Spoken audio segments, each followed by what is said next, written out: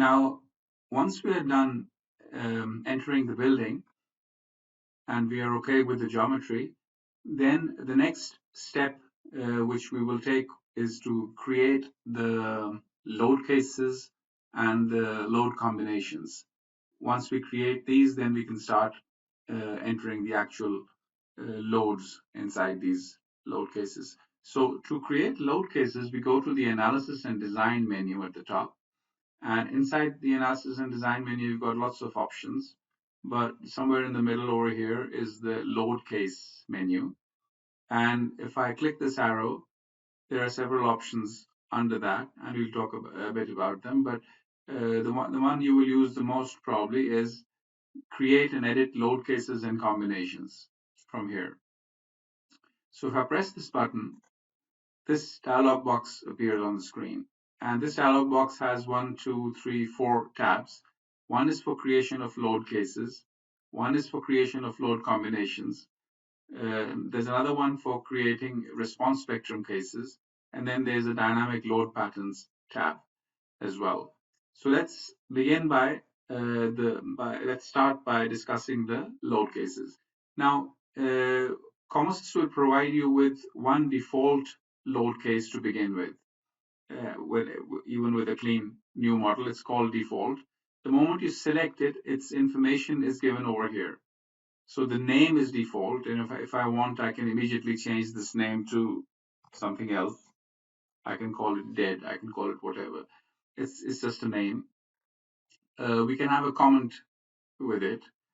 And then there's something called a self-weight multiplier. Now, if we want to create a dead load case, then we would typically assign a value of 1 to this self-weight multiplier for those load cases. So in this case, I want to call this my dead load case. And so I'll set that value as 1. We'll talk about the state index and sub-index in a second. But then there's the load type. And the load type is basically a long list, which is basically telling the program what kind of load this load is. So it can be a dead load, it can be a live load, it can be a wind load, a snow load, an earthquake load, an equipment load, a crane self-load, construction load, roof live loads, self-straining load. These are the different terminologies used by different standards. And you have lots of options. And if you run out of options over here, then towards the end, it provides some generic types as well, which you can use for your own, whatever your needs may be. So it's got 10 generic names. But obviously, more often than not, you'll be using these dead, live, wind, earthquake, snow equipment, and those kinds of load types. So in this case, my load type is a dead load, and that's okay. The next one is a convert to mass and mass conversion ratio. Now, this one, in this case, we want this any load given in this to be converted to mass, and we want the mass conversion ratio to be 1. Basically, we will not be entering any load in this. Typically what we do in COMOSYS is this is for the dead weight of the profiles. So that's the profiles are going to be modeled anyways. And if a dynamic analysis needs to be done, then we obviously want the mass of those profiles to also be included in the analysis. So it's just something we need to set. This will be more useful when we get to the live loads and we want to convert the live loads into mass as well. And we'll talk about that. It'll be a smaller number than 1 over there. Then if you go on, this one I'm not going to discuss right now. We can talk about this later, but these are the most important ones. And once you're okay, and as you're setting these parameters, they're also being saved away. So you don't have to write something and then press some save button. As you're writing, it's being saved to this load case. So let me go ahead and create another one. The moment I press create, another load case is created. It's called undefined to begin with. And then I can change it to, for example, live if I want. And I can, in this case, I won't give it a self-weight multiplier. I won't give it any state and substate index. We'll talk about these in a second. when we get to wind loads and earthquake loads and crane loads, etc. So the load type in this case would be live, and we might want to convert, say, 30% of any live load which I enter into a mass. Now, this is a common requirement because when we have live loads and we have an earthquake situation, the existence of those live loads does affect the natural period of the structure, and this is because the mass enters the enters the formula for natural periods, and since the live load is there, it will modify the natural period of the structure. The only thing is that because of the live load not being truly fixed to the building, there's a maximum how much it can participate. So this is also called the live load participation factor, and that's kind of limited by perhaps things like the friction with which the maximum friction load you can transfer. So there might be a live load sitting on a floor, but even when there's a lateral shaking due to earthquake,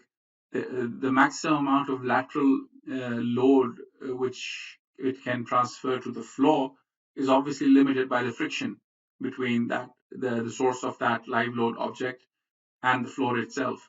So there's a number suggested over here, and this participation factor, since it's not rigidly bolted to the ground, and if it is rigidly bolted to the ground, then you might need to consider a higher mass conversion ratio. But typically, since most of the live load is like humans inside the building or furniture lying around and stuff like that, so there's always a friction limit set to it, and you can specify this live load mass conversion factor at this point.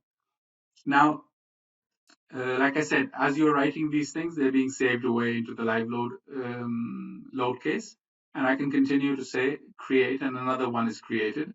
And now let's talk about the wind load, for example. So I can call this wind X, for instance. This is wind blowing in the X direction. This is one load case. And once again, the self-load multiplier will be weight multiplier will be 0. The load type will be wind. But now I want to talk about these state indices and state sub-indices. Now, the reason why we have these is for our combo generator to automatically be able to combine these load cases according to the load combo requirements of the various standards. So your standard the load combination standard might say that you need a load combination called dead, or one called dead plus live, and then one called dead plus live plus wind. So the standards won't say dead when they say dead plus live plus wind.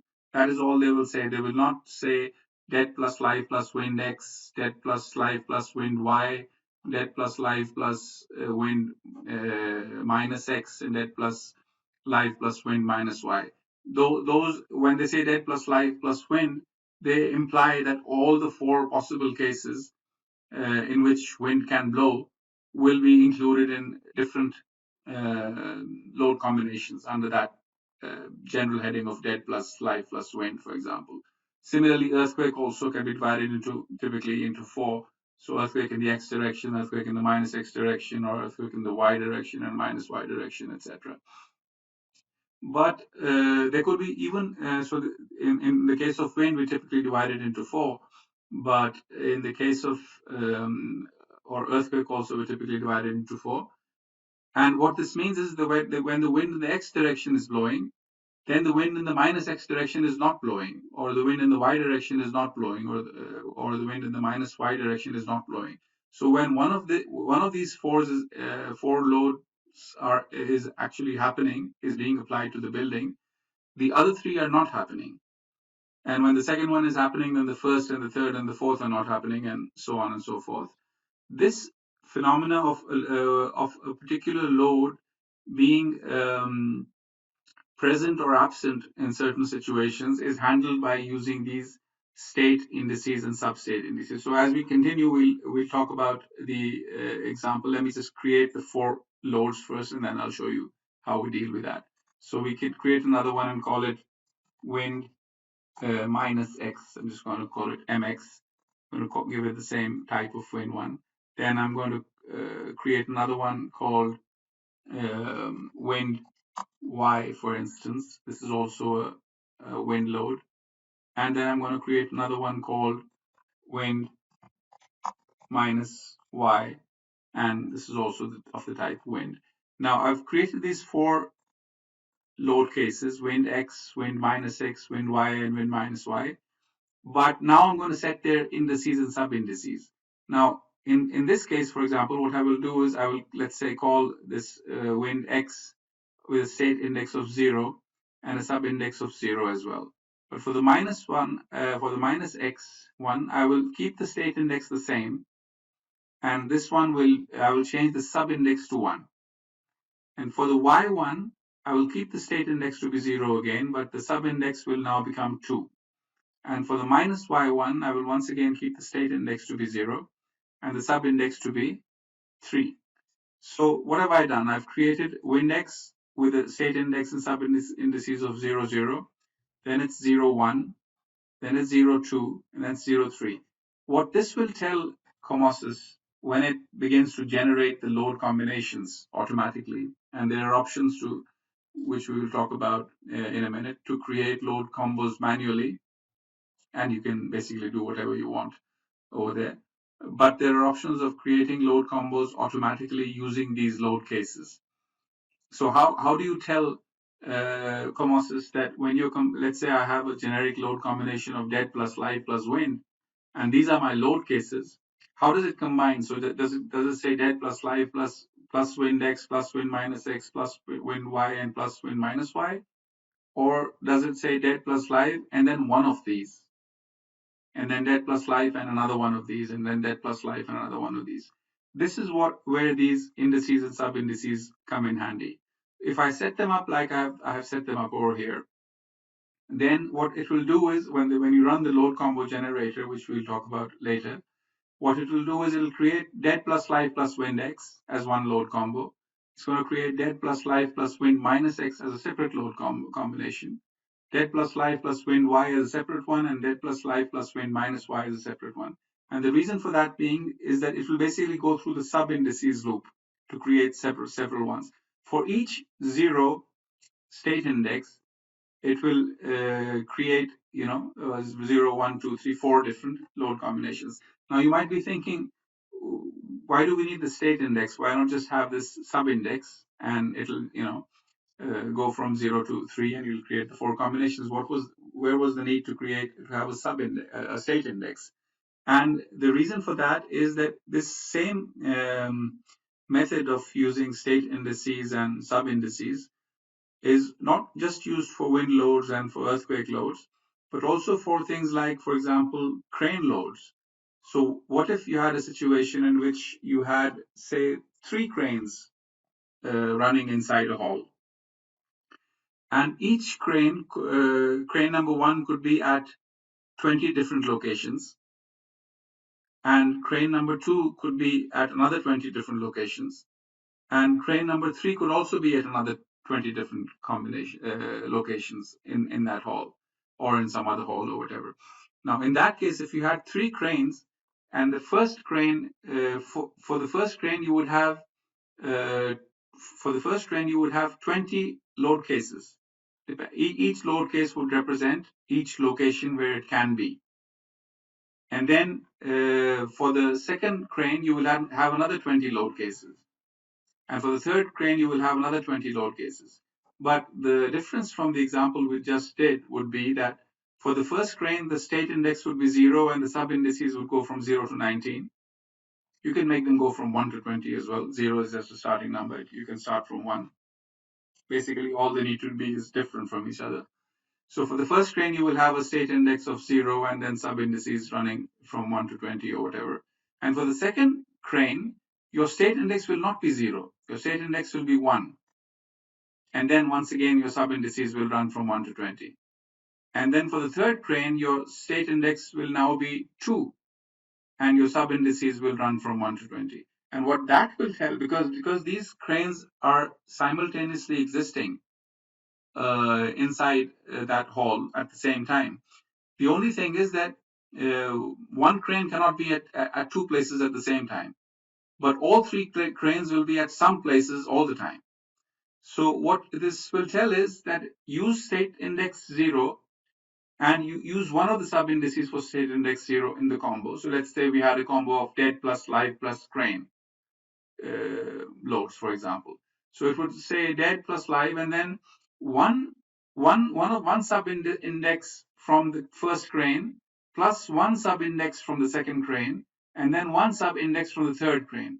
And if there were 20, 20, 23, then it'll basically be 20 multiplied by 20, which is 400, multiplied by 20, which will be 8,000 combinations, load combinations.